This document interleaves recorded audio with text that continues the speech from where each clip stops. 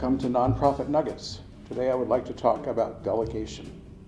All the management schools will tell you, management textbooks, that particularly higher up in the organization, like a CEO of a nonprofit organization, should delegate massive amounts, that's assuming it's a large organization, and should spend a lot of time managing other people. I don't disagree with that entirely, but I think there's a slightly more powerful concept that we can talk about, and that is selective delegation. And the reason I say that is because I think there are a few things that CEOs of nonprofit organizations should and almost must do on their own and should not be delegated unless it's like a $200 million a year operation or something, and then clearly you have to have assistants who can manage these high-level functions. But there's some high-level functions that the CEO should ensure personally are done in a successful manner. The first one has to do with the board of directors. Let's remember that the board of directors is a volunteer group. They don't have to be there, but they're very important to a nonprofit organization. And these people have egos. They are generally donors, sometimes very large donors.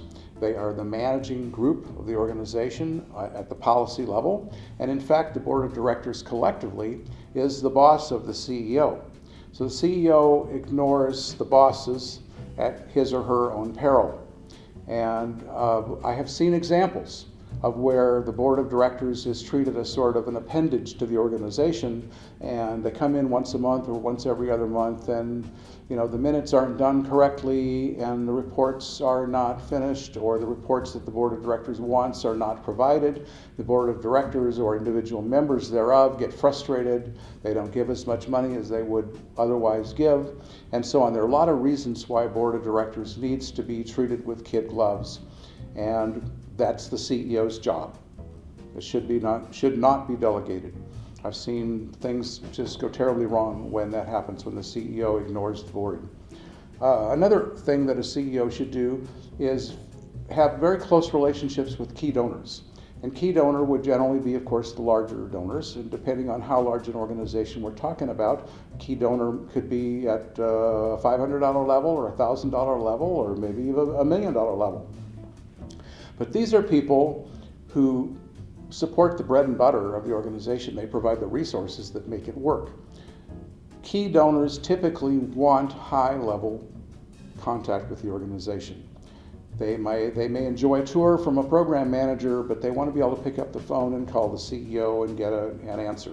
Or they want maybe the CEO to call them every now and then and say, "Thank you very much. Here's what we're doing with your gift." It's called the care and feeding of donors, or give big generous volunteers, and again you ignore that at your own peril. I think the CEO should pay a lot of attention to the organization's public image. Again, there have been some egregious examples in the history of nonprofit organizations where the board of directors has neglected this responsibility. The CEO has neglected the responsibility to make sure that the image is a positive one. And you end up with things like the Red Cross, which suddenly acquired the reputation of not spending the money in the areas of crisis where it said it was going to spend the money. And as a consequence, the donors in the future are saying, well, I don't want to give to the Red Cross anymore. And that's a shame. You have a veterans organization where the CEO was in fact off in Never Never Land and doing things that he should not have been doing. He was not paying attention to the public image of the organization. He didn't ask himself, if we do such and such activity, what will that do to the image? What will that do to the vision that the donors and the community at large have for this organization? He was doing things like throwing lavish parties for his top staff. He was rappelling down the roof of buildings to enter the conference room and so on, just wild and crazy stuff, without realizing that that was not the image that the organization should have. CEO should be very cautious of that. Now, on a more mundane level, what that probably means is that the CEO writes a lot of copy, makes sure that the website is up to date, that everything is spelled correctly, that all the letters that go out look professional, that even the color scheme is modern, and so on. You can't depend on somebody else to do that for you. Here's an interesting one. I found when I was a CEO that occasionally somebody would come to me as some subordinate and would say, we made a mistake. We had this problem that developed, but don't worry about it, I've got it solved. My immediate instinct was always to say, let's go find out whether that problem is really solved. And in more than one example, I found out that it had not been. Remember that if a subordinate is capable of making the mistake in the first place, the subordinate is also capable of either covering up that it hasn't been solved or deluding himself or herself into thinking that it has been solved when in fact it hasn't. So I think the CEO has an enormous responsibility when a problem is identified to be absolutely 100% certain that that problem has been resolved successfully.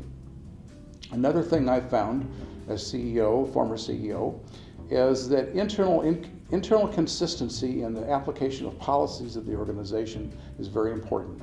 There is one thing above almost everything else, maybe with the exception of wages, salary, and benefits, but maybe even beyond that, that all employees care about, and that is fairness. They want to be treated exactly the same way that their coworkers are treated. And if they feel like they're being treated unfairly, that is the quickest way to low morale that I can think of. Well, who is in a better position to ensure that policies are implemented carefully across the board, across the organization, regardless of how many sites you have, regardless of how many employees you have, and so on. If you don't do that, you're going to have low morale, and that's the CEO's job. Risk management also has to do with this idea that the organization cannot make huge mistakes. I'll give you another example. This goes way back, but the United Way in like the 1980s, 1990s, made huge mistakes both at the national level and in Los Angeles at the local level, and the image became confounded. It was a big risk that people took to do certain things, and the CEO should have been paying attention to this.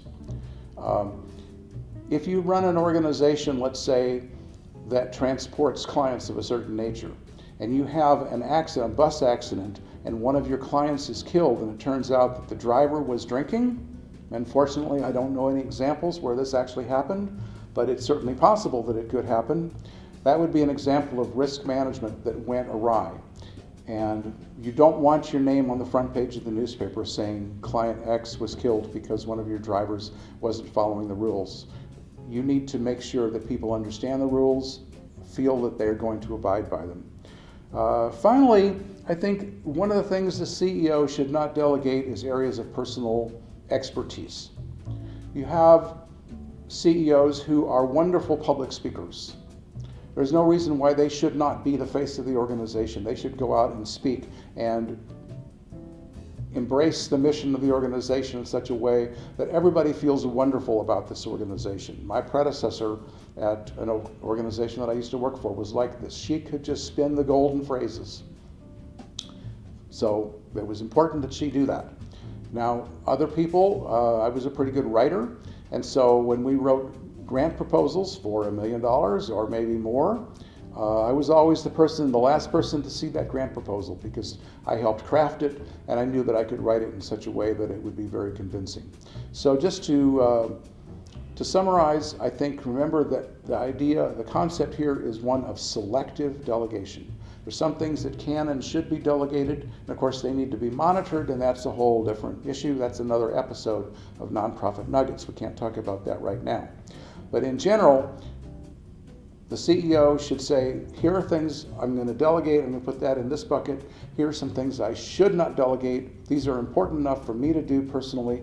I'm not going to delegate these, and that has to do with board relations, key donors, the public image of the organization, along with general risk management, problems caused by subordinates, the whole idea of fairness and internal consistency, and finally, things that the CEO does better than anybody else in the organization.